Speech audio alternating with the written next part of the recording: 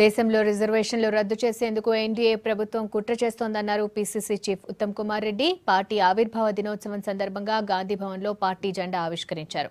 పేదలకు నిజమైన సేవ చేస్తోంది కాంగ్రెస్ పార్టీయే అన్నారు ఉత్తమ్. మరోవైపు వరంగల్ జిల్లా పార్టీ కార్యాలయంలో జెండా ఆవిష్కరించారు మాజీ మంత్రి బసవరాజు సారయ్య. పార్టీకి పూర్వ వైభవం తీసుకురావాలని కార్యకర్తలకు పిలుపునిచ్చారు.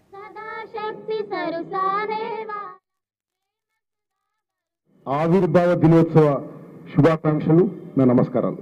1985లో 28 డిసెంబర్కి కాంగ్రెస్ పార్టీ స్థాపించబడింది. ఆ రోజు నుంచి ఈ రోజు వరకు 130 ఏళ్ల ఘన చరిత్ర ఉన్న మన పార్టీ దేశ ప్రజల కోసం, దేశం కోసం ఎనలేని సేవలు అందించారు, ఎన్నో త్యాగాలు చేశారు. భారతదేశానికి స్వాతంత్రం తీసుకొచ్చింది మన పార్టీ. మరి ఆ రోజు నుంచి ఈ రోజు తెలంగాణ ఏర్పాటు చేసింది కాంగ్రెస్ పార్టీ. ఢిల్లీ నుంచి గల్లీ వరకు అన్ని స్థాయిలో ప్రజలందరికీ, సమాజంలో అన్ని వర్గాలకి మేలు చేయాలి, మెరుగైన జీవితం ఇవ్వాలనే కృషి చేసింది కాంగ్రెస్ పార్టీ ప్రభుత్వాలు.